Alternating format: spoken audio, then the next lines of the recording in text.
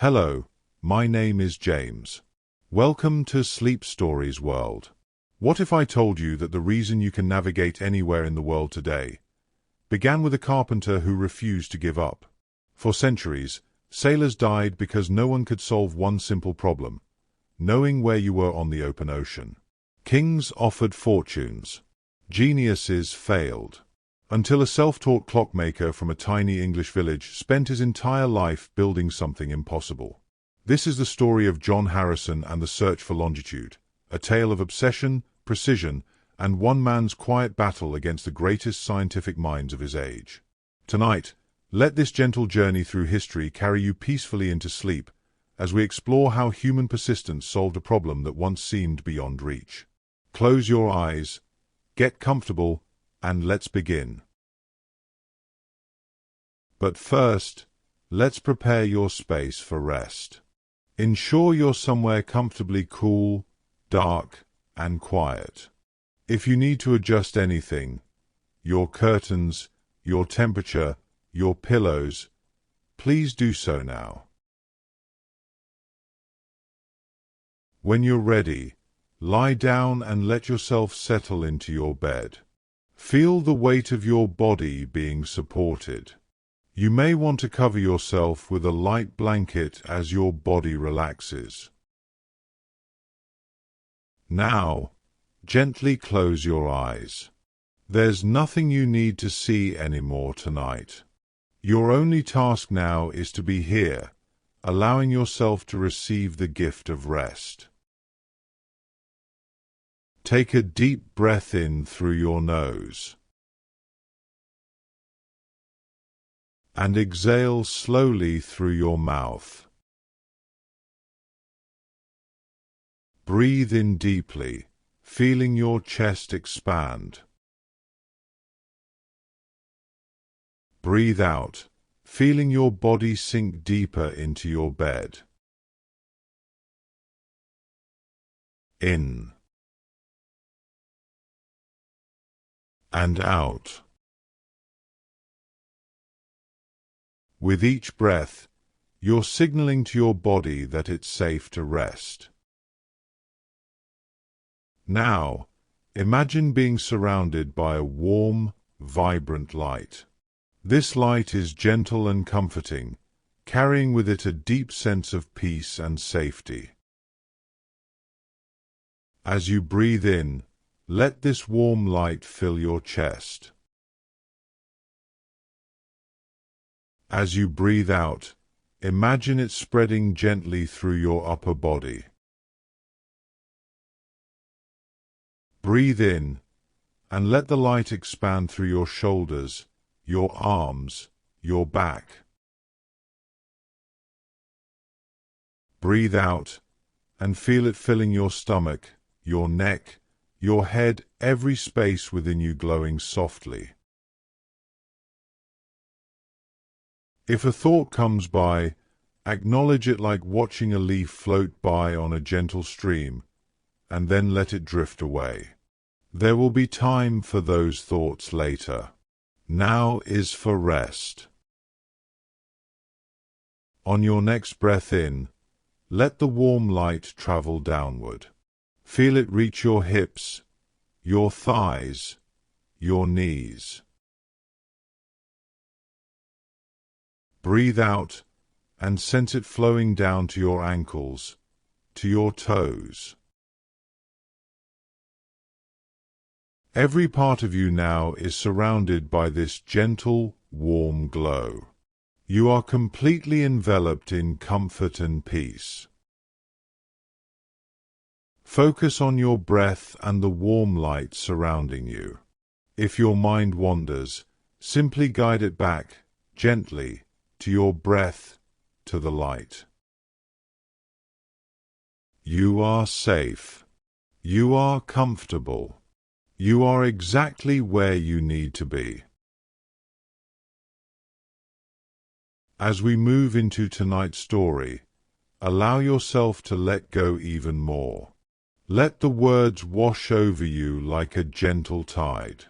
You don't need to follow every detail.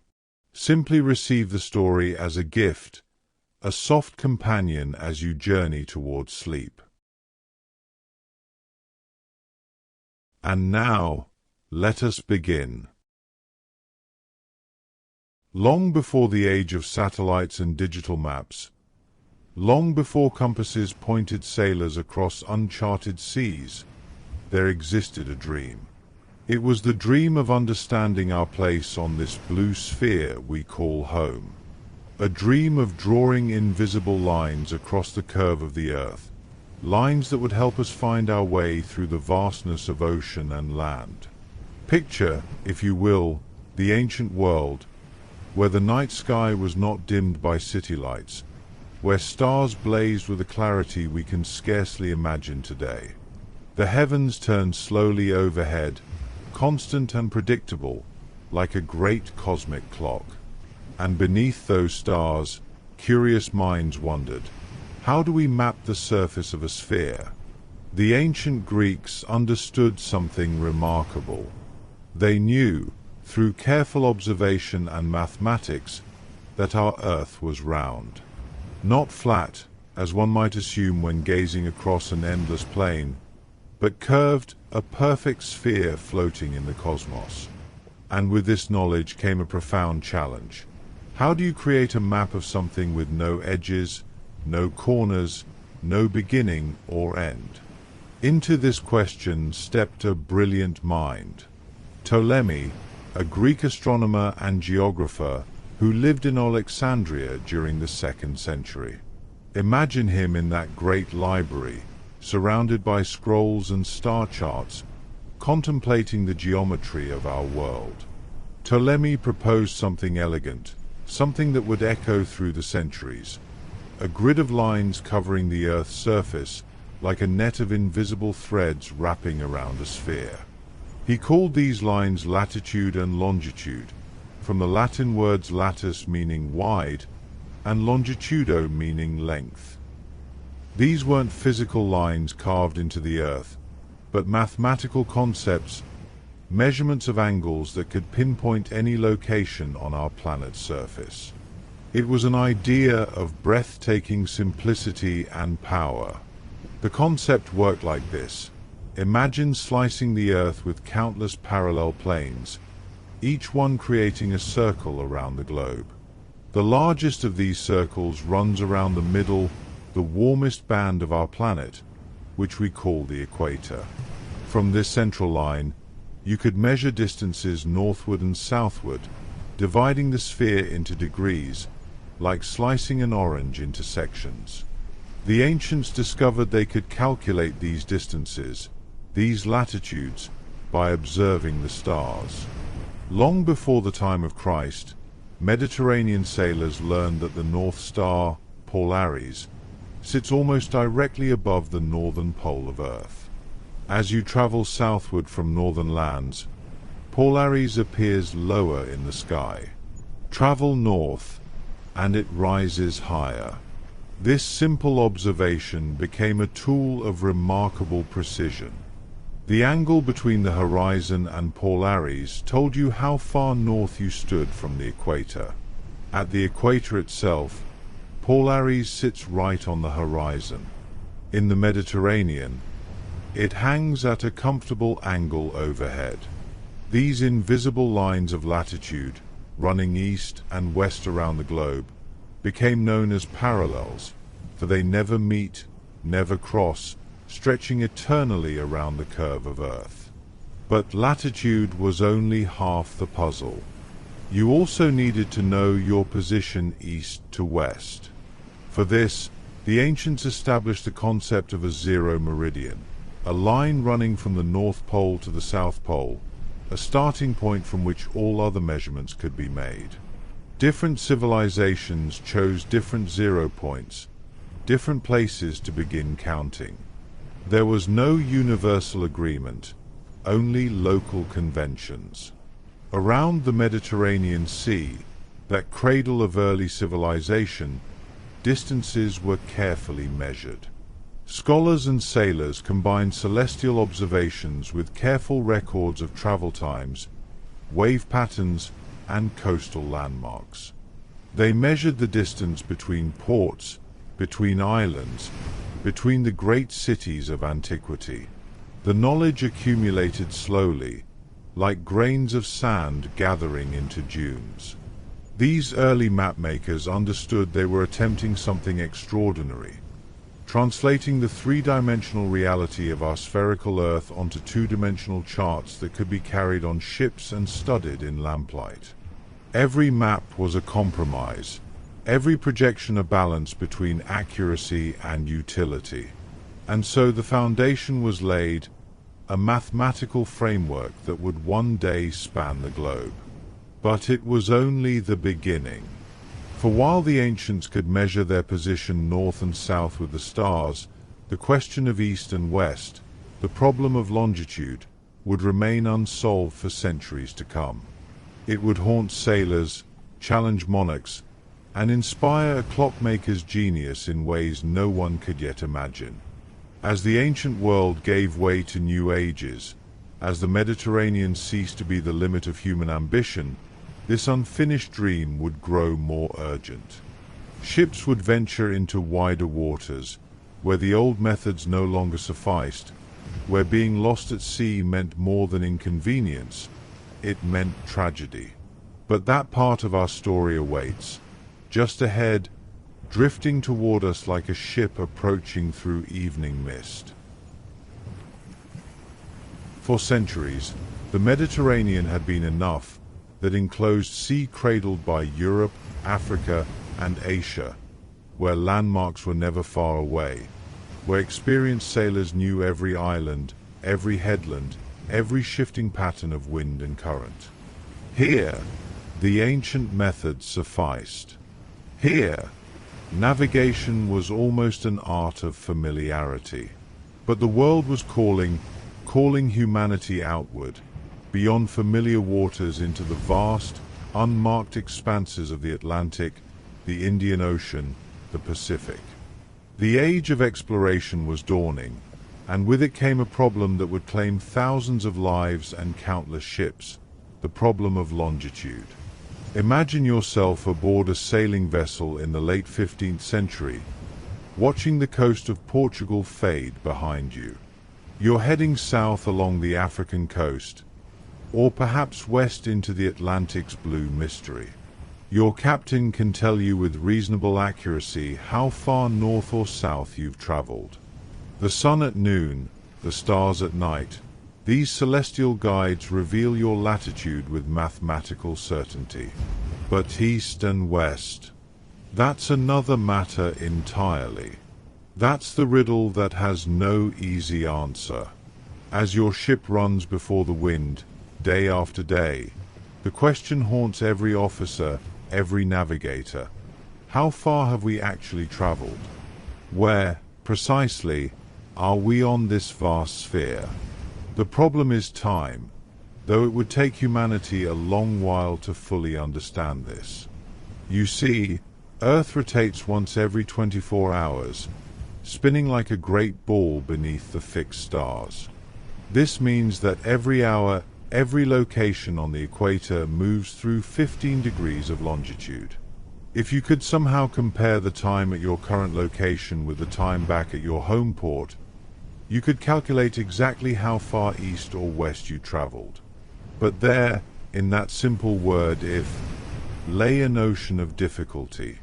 How do you know what time it is back home when you're 1,000 miles at sea? How do you carry home's time with you across rolling waves, through storms and calms, through tropical heat and polar cold? The ships ventured out anyway, driven by spices and silk, by gold and glory, by the eternal human hunger to see what lies beyond the horizon. Portuguese navigators pushed down the coast of Africa, seeking the route to India that would break Venice's monopoly on eastern trade. Spanish ships crossed the Atlantic, stumbling into continents they never expected to find. And they got lost. Oh, how they got lost. Not in the sense of wandering aimlessly. They could still steer by compass, still measure their latitude, but lost in the precise meaning of the word. not knowing where they were.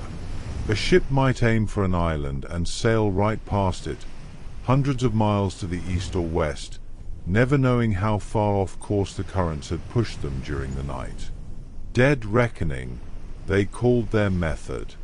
The navigator would estimate speed through the water, measure it with a rope and wooden chip tossed overboard, count the knots that passed through his fingers in a measured time.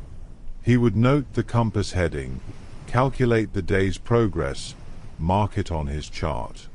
Day after day, estimation piled upon estimation, each one carrying its small error, the errors accumulating like compound interest.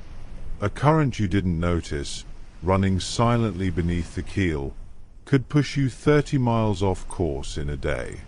Do that for a week, and you're over 200 miles from where you think you are. Do it for a month, and you might as well be sailing blind. The voyages to the Far East brought these errors into sharp, sometimes fatal focus. Ships following Vasco da Gama's route around Africa to India would make the long crossing from East Africa to the Indian subcontinent, sailing for weeks out of sight of land.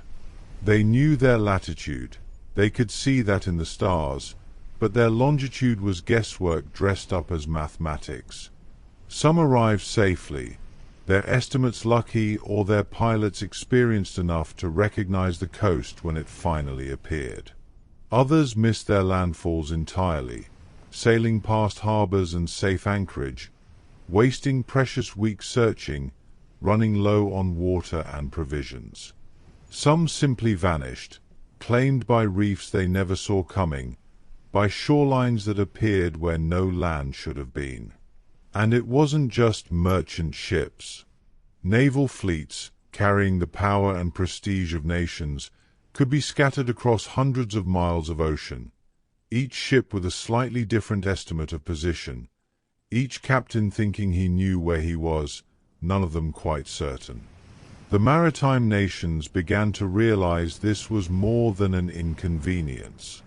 It was a crisis of navigation, a fundamental gap in human knowledge that grew more dangerous with every ship that sailed beyond familiar waters.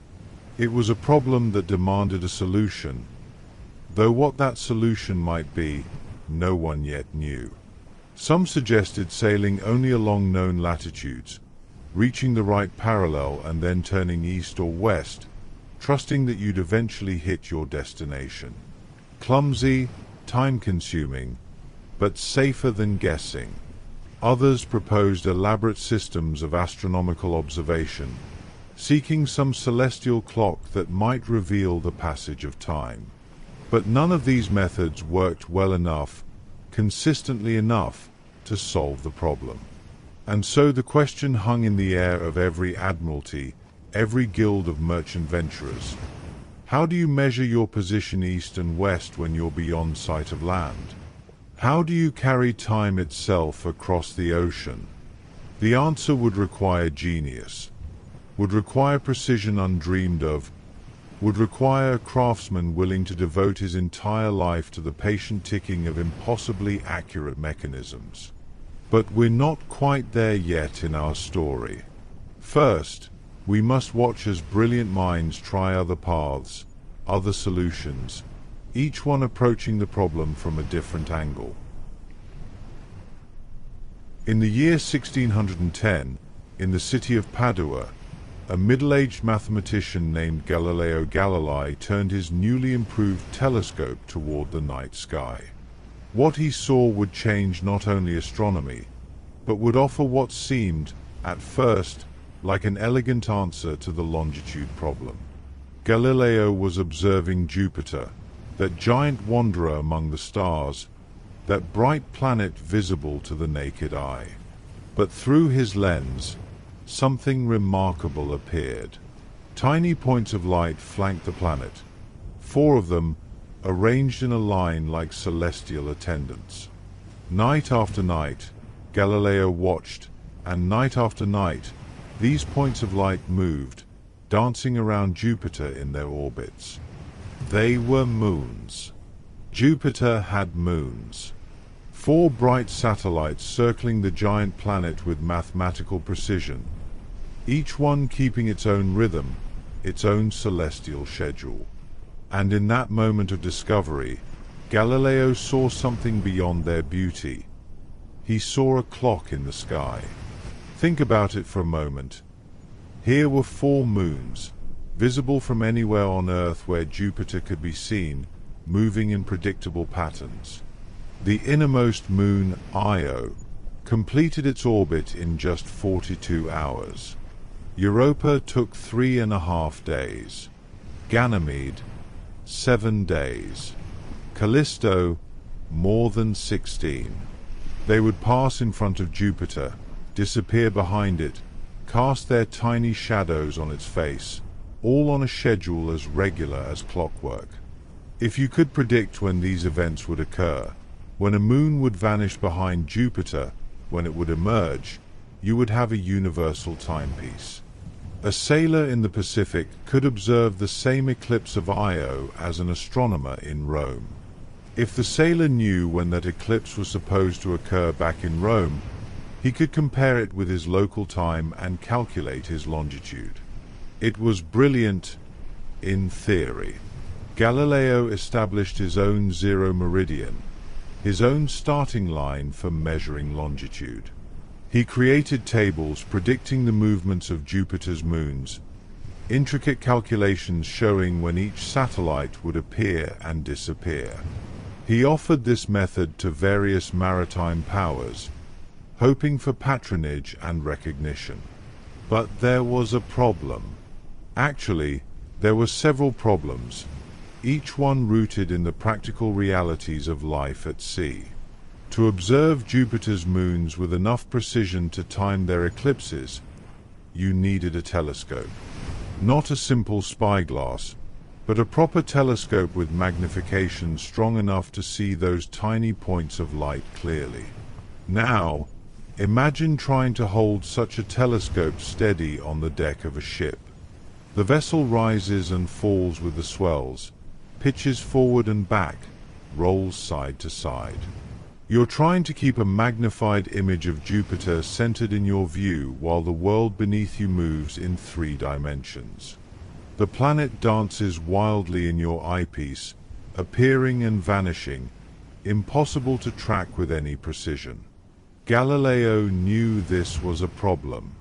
His solution was optimistic. He designed a helmet, an elaborate contraption that would be worn on the observer's head. The helmet incorporated the telescope, holding it steady relative to the wearer's eyes, with a system meant to stabilize the view. Imagine an astronomer on a heaving deck, wearing this unwieldy device, trying to time the precise moment when a tiny moon disappeared behind a distant planet. It didn't work. Not really. Not in any practical sense for navigation at sea. The method was too delicate, too dependent on steady observation and clear skies. A ship's navigator needed to know his position even when clouds covered the sky, even in rough weather when keeping one's footing was challenge enough, never mind timing celestial events through a telescope. But Galileo's idea wasn't entirely wasted. The French, always methodical in their scientific pursuits, saw value in the concept, not for ships, but for mapping the world itself. If you could set up a proper observatory on land, with sturdy mounting for your telescope, you could use Jupiter's moons to determine longitude with unprecedented accuracy. The French approach to longitude became one of careful astronomical observation from fixed positions. They sent expeditions around their empire, to distant islands and colonial outposts, each one equipped with telescopes and astronomical tables. These observers would watch Jupiter's moons, time their eclipses, and compare these timings with predictions made for Paris. Gradually, painstakingly, a more accurate map of the world emerged. Coastlines shifted on charts as their true longitudes were calculated. Islands moved, on paper at least, to their correct positions. The Mediterranean Sea, it turned out, was not quite as wide as everyone had thought. The distance from Paris to far-flung French territories became known with new precision. This was valuable work, important work. It revealed how wrong many of the old maps had been, how much guesswork had been accepted as fact. But it didn't solve the sailor's problem. A captain on a merchant vessel couldn't carry an observatory. He couldn't spend hours each night watching Jupiter through a mounted telescope, waiting for a moon to emerge from behind the planet. The French method worked for mapmakers, for scientists, for the slow, careful business of charting the world. But the sea demanded something else. It demanded a solution that could work on a moving deck, in imperfect conditions, without requiring astronomical expertise or delicate instruments. The maritime nations of Europe, England, France, Spain, the Netherlands, all recognized this. They offered prizes, encouraged inventors, supported astronomical research. Each nation approached the problem slightly differently, with different emphases, different hopes about where the solution might lie. And yet, for all the telescopes pointed at Jupiter, for all the astronomical tables and calculations, for all the brilliant minds applied to the problem, ships still got lost. Fleets still miscalculated their positions. The longitude problem remained unsolved, a puzzle that had defeated astronomy's best efforts to crack it from above. What was needed, though few yet realized it, wasn't something to look at in the sky, but something to listen to on the deck. Not the vast, slow clockwork of the heavens, but a small, precise clockwork that could survive the sea. That realization was coming, slowly, like dawn approaching across dark water. England, that seafaring nation whose power and prosperity depended on ships, took a characteristically pragmatic approach to the longitude problem. While the French pursued astronomical elegance, the English were willing to consider any solution that worked, whether it came from the stars above or from the mechanisms of human craft. In 1675, King Charles II established the Royal Observatory at Greenwich, on a hill overlooking the Thames. Its purpose was clear and practical: to improve navigation by perfecting the astronomical tables needed for determining position at sea. The building itself was modest, but its mission was grand: to map the heavens with such precision that sailors might find their way by the moon and stars. Greenwich became more than an observatory. It became a reference point, England's own zero meridian. The brass line set into the courtyard marked the prime meridian from which all English longitudes would be measured. Time itself would eventually be defined by Greenwich, Greenwich Mean Time, the heartbeat by which an empire would run its clocks. The first astronomer royal was John Flamsteed, a meticulous observer who would spend more than 40 years mapping the stars with unprecedented accuracy. Night after night, year after year, he tracked celestial positions, building a catalogue that would be his life's work. Flamsteed understood that accurate navigation required accurate star charts, and accurate star charts required patience beyond measure. But the stars alone weren't enough. The moon, Earth's closest celestial companion, moved against the background of stars in ways that were maddeningly complex. If one could predict the moon's position precisely, it could serve as the hand of a cosmic clock, its location against the fixed stars revealing the time at Greenwich, allowing a navigator to compare that with his local time and thus calculate his longitude. The problem was that the moon's motion defied simple description. It wasn't a perfect ellipse, wasn't a neat geometric curve. Other forces tugged at it: the sun's gravity, the Earth's imperfect shape, subtle perturbations that accumulated into significant errors. Enter Isaac Newton, that towering genius whose mind could see the invisible forces that govern the cosmos. Newton developed a theory for the motion of the moon, a mathematical framework based on his laws of gravitation. It was brilliant work, showing how the moon's complicated dance resulted from the interplay of gravitational forces. But even Newton's theory wasn't quite perfect enough for navigation. The mathematics were fiendishly complex, and small errors in the theory translated into large errors in predicted position. Still, the work continued. Edmund Halley, he of the famous comet, became the second astronomer royal.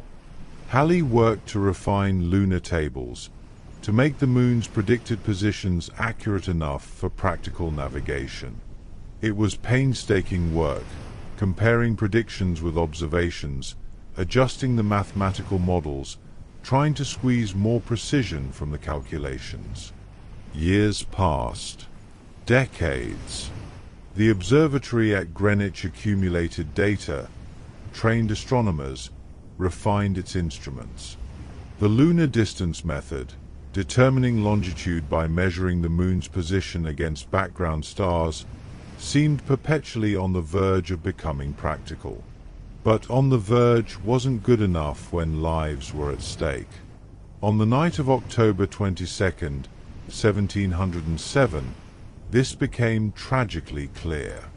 A fleet of British naval vessels was returning from the Mediterranean, approaching the English coast in thick fog. Admiral Sir Cloudesley Shovel, commanding the fleet, believed they were safely west of the dangerous Scilly Isles. They were not, for ships struck the rocks of Scilly that night. Nearly 2,000 men died, including the Admiral himself. The disaster sent shockwaves through England. This wasn't some merchant vessel lost in a distant sea. This was a naval fleet, with experienced navigators, approaching their own home waters. And they had been catastrophically wrong about their longitude. The public outcry was immediate. Widows petitioned Parliament. Merchants complained about losses. The naval establishment faced hard questions about why, in this modern age of science and astronomy, ships could still be lost so completely. Something had to be done. In 1714, Parliament passed the Longitude Act, one of the most remarkable pieces of legislation in the history of science. It established the Board of Longitude, a committee empowered to examine proposed solutions and award prizes for methods that worked. The top prize was staggering, £20,000, a fortune equivalent to several £1,000,000 today, for a method that could determine longitude to within half a degree after a voyage to the West Indies. Lesser prizes were offered for less accurate methods, but it was that top prize that captured imaginations. £20,000 for solving a problem that had stumped the greatest minds in Europe. The board would consist of scientists, naval officers, and government officials. They would be rigorous, demanding, skeptical, as they needed to be, given the parade of crackpots and dreamers that such a prize would inevitably attract. The board favored astronomical solutions, at least initially. This made sense. The board members were largely astronomers, and their sympathies lay with lunar tables and celestial observations. They funded work on improving astronomical instruments, on refining the predictions of the moon's position, on training navigators in the complex calculations required. But the Longitude Act, in its wisdom, didn't specify what form the solution should take. It didn't demand astronomy or forbid mechanics. It simply required results, accuracy, reliability, practicality. The method had to work at sea, had to be usable by ordinary ship's officers, had to function in the real world of wind and waves and weather. And so the door was left open open for someone to approach the problem from an entirely different direction. Open for someone who thought not in terms of lunar distances and celestial observations, but in terms of springs and gears, pendulums and balance wheels. Open for a craftsman from the north of England who would devote his life to making time itself portable. The stage was set. The prize was offered. The astronomers pursued their elegant celestial solution. And somewhere, in a workshop far from Greenwich, a different kind of genius was beginning to emerge, one tick at a time. In the village of Barrow-upon-Humber, in the county of Lincolnshire, far from the centres of learning and science, a boy named John Harrison grew up surrounded by wood and tools. His father was a carpenter, and young John learned that trade, understanding from childhood how materials behave, how joints fit together, how patience and precision create objects of lasting quality. But John Harrison was captivated by something beyond carpentry. He was fascinated by time itself, by the mechanisms that could measure its passage with regularity and grace. In an age when most clocks were unreliable things, gaining or losing many minutes each day, Harrison taught himself the art of horology, the craft of making timepieces. He had no formal training, no apprenticeship with a master clockmaker. He had books, observation, and an intuitive understanding of mechanical principles. With these tools, working in wood rather than expensive brass, Harrison began building clocks of remarkable accuracy. He invented solutions to problems he'd never been taught existed, creating mechanisms that needed little or no lubrication, designing parts that compensated for changes in temperature, crafting movements that could run for decades with minimal maintenance. His clocks kept better time than those made by the London masters. This wasn't arrogance, it was simply true. Harrison had approached timekeeping without the assumptions and traditional methods that sometimes limit those trained in established ways. He saw the problems fresh, solved them differently. In the 1720s, Harrison became aware of the Longitude prize. £20,000. A fortune beyond anything a carpenter clockmaker from Lincolnshire could normally dream of earning. But more than the money, the challenge itself called to him. The problem of keeping time at sea was, at its heart, a problem of mechanical ingenuity. And mechanical ingenuity was precisely Harrison's gift.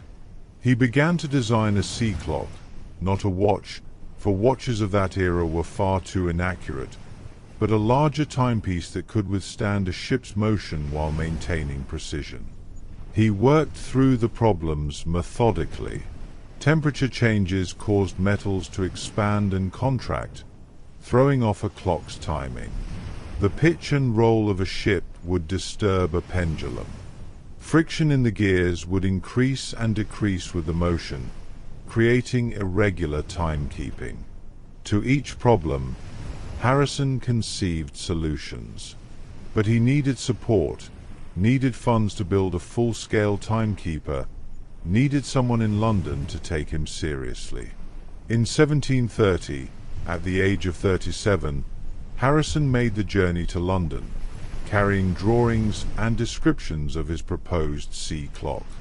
He sought out George Graham, the most respected watchmaker in England, a Fellow of the Royal Society, a man whose precision instruments were used in observatories across Europe. It would have been easy for Graham to dismiss this provincial carpenter with his radical ideas. The longitude problem had attracted countless crackpots and dreamers, each certain they had the answer. But Graham was not a man to dismiss genius simply because it came without credentials. He met with Harrison, examined his designs, listened to his explanations. And in that meeting, something remarkable happened. Graham recognized in Harrison a kindred spirit, someone who understood precision, who thought deeply about mechanical problems, who had genuinely novel solutions to offer. Graham didn't just encourage Harrison. He did something extraordinarily generous. He lent Harrison money from his own pocket to build the sea clock, asking for no security, no guarantee of repayment. It was an act of faith in Harrison's abilities, and it changed everything. Harrison returned to Lincolnshire and began work. For 5 years he labored, crafting what would become known as H1, Harrison's first sea clock. It was unlike any timekeeper ever built. Large, weighing 75 pounds, but ingeniously constructed to counter the effects of a ship's motion. Harrison invented a new kind of escapement, the mechanism that controls a clock's ticking. He called it the grasshopper escapement, for the way its parts moved reminded him of the insect's legs. It needed almost no lubrication, creating less friction than traditional designs. He used different metals for different parts, materials that expanded and contracted at different rates with temperature, arranged so their changes would cancel each other out. The clock had no pendulum. Instead, Harrison used a pair of weighted beams connected by springs, oscillating against each other. When the ship rolled one way, disturbing one beam, the other would be affected oppositely, and the effects would cancel. It was brilliantly conceived, exquisitely executed. In 1736, H1 was ready for testing. The Royal Navy provided a ship, HMS Centurion, for a voyage to Lisbon and back. Harrison went aboard with his timekeeper, tending it, observing it, recording its performance as the ship sailed south through the Bay of Biscay and then returned. The clock performed well. On the return voyage, Harrison's timekeeper allowed him to correct the ship's navigator, who had miscalculated their position. Harrison knew where they were. The clock had kept good enough time to calculate longitude. When land appeared, it confirmed Harrison's position, not the navigator's. It should have been a triumph. The Board of Longitude examined H1, acknowledged its promise, awarded Harrison a portion of the prize money to continue his work. But Harrison himself was not satisfied. He had seen flaws, areas where the mechanism could be improved. H1 worked, yes, but it wasn't perfect. Not yet. Not good enough to win the full prize. Not good enough to satisfy Harrison's own exacting standards. And so, rather than claiming success, Harrison told the board he could do better. He would build a second timekeeper, an improved version that would address the shortcomings he'd observed. The board, impressed by this honesty and determination, agreed to continue their support. Harrison began work on H2, already envisioning the refinements that would make it superior to its predecessor. He was on the path now, committed to a quest that would consume the rest of his life. The problem of longitude would become his problem, personally and completely. Tick by tick, adjustment by adjustment, he would pursue perfection. H2 took shape in Harrison's workshop over the next 2 years. It was an evolution of H1, incorporating lessons learned from that first sea trial. Harrison refined the temperature compensation, improved the balance mechanism, reduced the overall weight. By 1739, H2 was complete, and in some ways it was superior to its predecessor. But something had changed in Harrison's thinking. As he examined H2, prepared it for sea trials, he realized he could do better still. Much better. The design was sound, but not optimal. He could see, in his mind's eye, a third timekeeper that would surpass both H1 and H2. And so, in a decision that must have puzzled the board of Longitude, Harrison set H2 aside, untested, and began work on H3. This third timekeeper would consume nearly 2 decades of Harrison's life. 19 years of refinement, adjustment, innovation. It wasn't that Harrison worked slowly. Rather, he worked relentlessly, always seeing possibilities for improvement, always pushing toward greater precision. During this period, Harrison invented solutions to problems that extended far beyond horology. He developed the bimetallic strip, 2 different metals bonded together that bend predictably with temperature changes. This simple but brilliant device would eventually be used in thermostats and switches around the world. He invented caged roller bearings, reducing friction in rotating mechanisms. These weren't just clock improvements, they were fundamental advances in mechanical engineering. H3 grew more complex, more sophisticated. Harrison incorporated a circular balance instead of the weighted beams used in H1 and H2. He added his bimetallic strips to compensate for temperature with unprecedented accuracy. The mechanism was a marvel of precision, each part contributing to the whole, each adjustment bringing the timekeeper closer to perfection. But perfection remained elusive. By the late 1750s, Harrison was in his 60s. He had devoted 3 decades to the longitude problem, created 3 remarkable timekeepers, and yet the full prize remained unclaimed. The board of Longitude continued to support him, but their patience was not infinite. Other approaches were showing promise. Tobias Meyer's lunar tables, refined through careful observation, were making the astronomical method more practical. And then, Harrison had an insight that changed everything. What if he had been thinking about the problem wrong? What if, instead of building a large clock designed to resist a ship's motion, he built something smaller? A large watch, perhaps, small enough that its internal forces would overcome the ship's disturbances through sheer mechanical advantage. It was a radical departure. Everything Harrison had built before, H1, H2, H3, had been substantial mechanisms, weighing tens of pounds, filling considerable space. Now he would create something that could be held in 2 hands. Something elegant. Something that didn't fight against a ship's motion through mass and counterbalancing, but transcended it through entirely different mechanical principles. H4 emerged from Harrison's workshop in 1759. It was beautiful, only 5 inches in diameter, housed in a silver case, with an ornately decorated dial. It looked like a gentleman's pocket watch enlarged to the size of a dinner plate. But inside that decorative case beat a mechanism of breathtaking precision. Harrison had reimagined everything. The escapement was different from his earlier designs.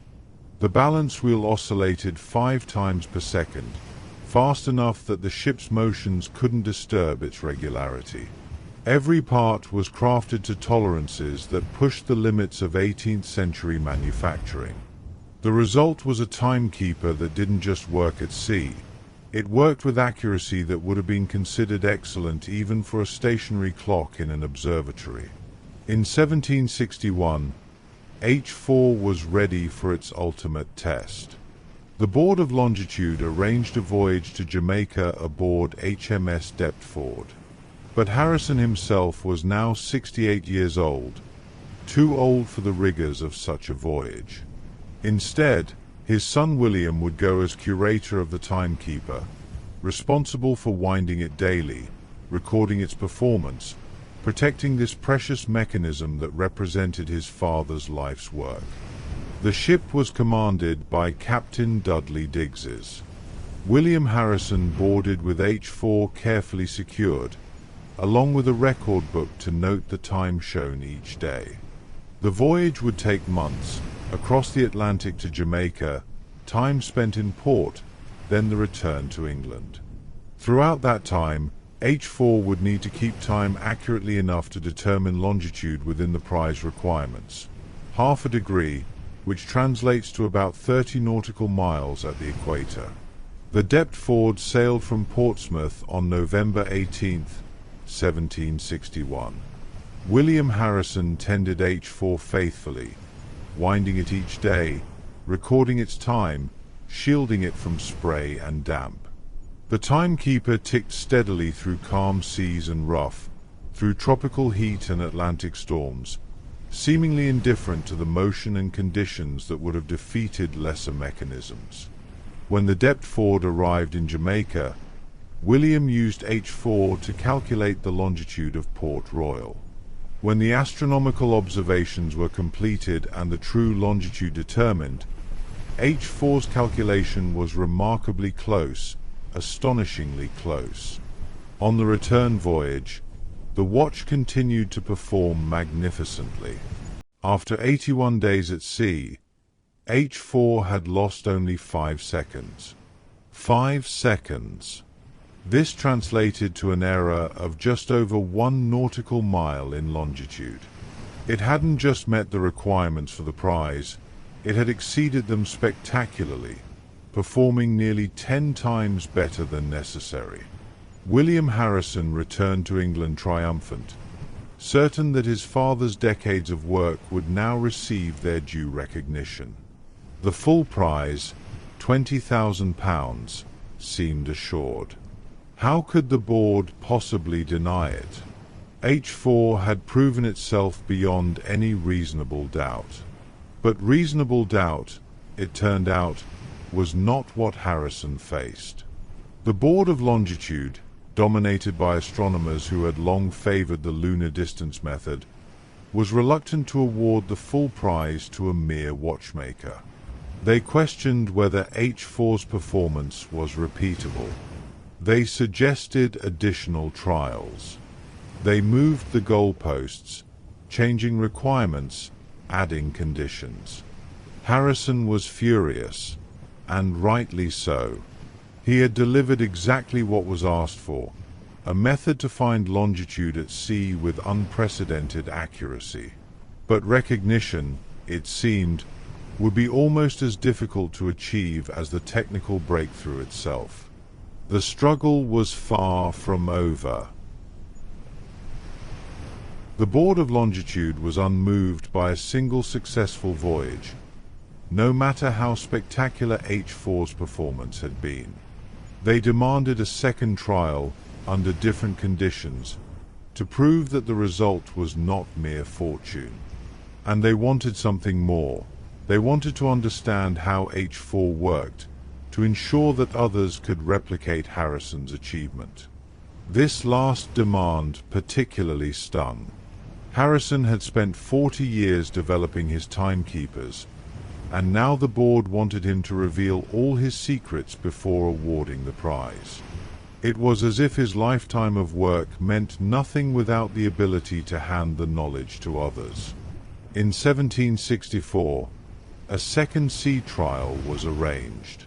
Once again, William Harrison would sail with H4, this time aboard HMS Tartar bound for Barbados. Once again, the timekeeper performed magnificently, losing only 15 seconds over a voyage of more than 5 months. Once again, the results exceeded the prize requirements by a substantial margin. And once again, the board hesitated. They awarded Harrison portions of the prize money, but not the full amount. They commissioned Larcum Kendall, one of London's finest watchmakers, to create an exact copy of H4, to prove that the design could be reproduced. This copy, known as K1, took Kendall 2 years to complete and cost £450, a fortune in itself, nearly half what a skilled craftsman might earn in a lifetime. Meanwhile, The astronomical approach was also bearing fruit.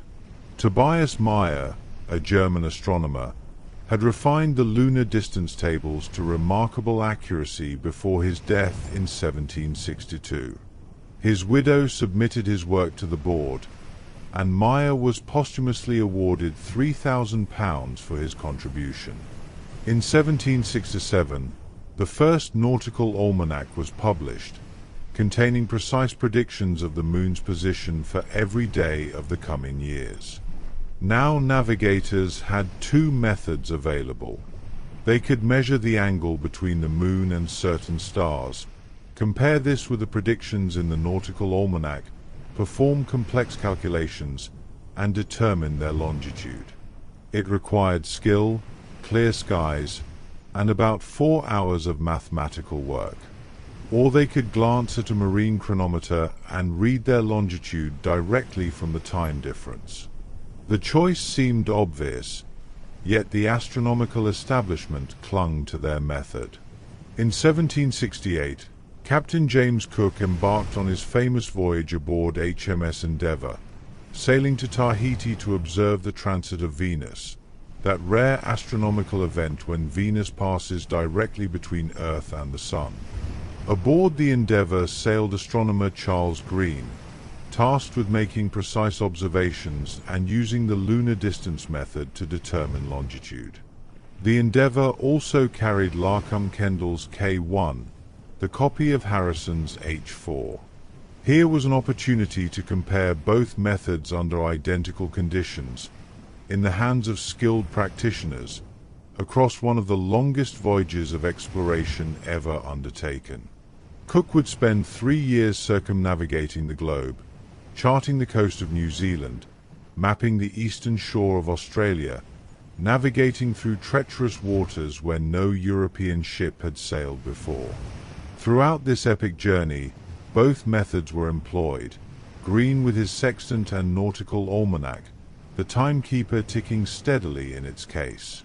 Cook's journals tell the story. Initially, he used both methods, checking one against the other. But as the voyage progressed, his entries increasingly praised the timekeeper. He called K1 our faithful guide through all the vicissitudes of climates. Later, he would write that the watch was our never-failing guide and had been our trusty friend. The lunar distance method worked, yes, but it was laborious, weather-dependent, and required considerable expertise. The chronometer was simple, reliable, and available at any time of day or night, in any weather. The choice, in practice, was clear. Back in England, John Harrison was now in his 70s, still fighting for full recognition. The board had paid him portions of the prize, but always with conditions, always with delays. In 1772, in frustration and desperation, Harrison appealed directly to King George III. The king, who had an interest in clocks and precision instruments, examined H5, yet another improved timekeeper Harrison had built. George III was impressed, and more importantly, he was angered by the board's treatment of Harrison. "By God, Harrison," the king reportedly said, "I will see you righted." With royal pressure applied, Parliament finally acted.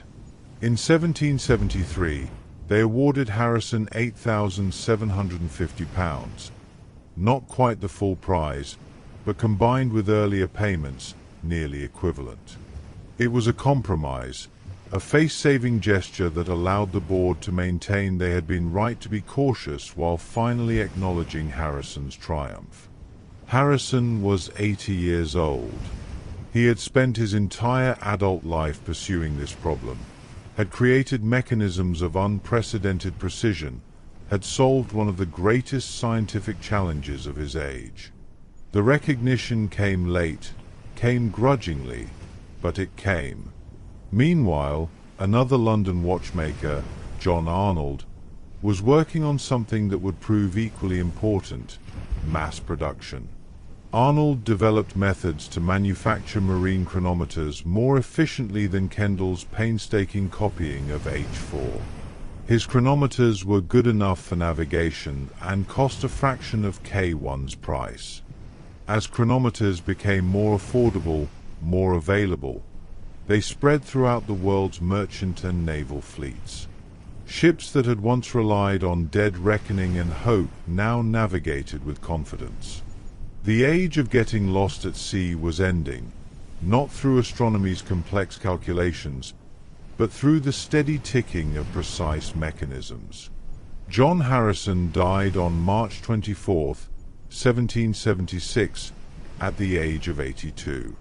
He died knowing that his method had won, that chronometers were sailing on ships around the world, that the problem he had dedicated his life to solving was solved. His timekeepers, H1, H2, H3, H4, and H5, survive to this day, displayed at the Royal Observatory in Greenwich, not far from that brass line marking the prime meridian. They still work, these mechanisms built centuries ago by a carpenter from Lincolnshire who taught himself to capture time in springs and gears. The longitude problem had seemed impossible, a puzzle that defeated astronomy's greatest minds, that required precision beyond what 18th century technology could provide. But Harrison proved that with patience, with dedication, with an unwavering commitment to excellence, the impossible could become merely difficult, and the difficult could become routine. Ships still cross the oceans, though now they navigate by satellites rather than chronometers. GPS has replaced the sextant and the timekeeper. But the principle remains Harrison's, knowing the time precisely, comparing it with local time, calculating the difference. The technology has changed, but the mathematics he relied upon endure. And perhaps that's the real legacy, not just the timekeepers themselves, beautiful as they are, but the demonstration that human ingenuity, applied with sufficient care and persistence, can solve problems that seem beyond solution. That a self-taught craftsman, working far from the centers of learning, can change the world. That precision matters, that excellence is achievable, that the patient accumulation of small improvements can lead to revolutionary breakthroughs. As we drift towards sleep, we might imagine those chronometers still ticking in their cases, still keeping time after all these centuries. Tick, tock, tick, tock, steady, reliable, faithful. The sound of human achievement, the rhythm of persistence, the gentle pulse of a problem solved, 1 second at a time. Sweet dreams, and may you always find your way home.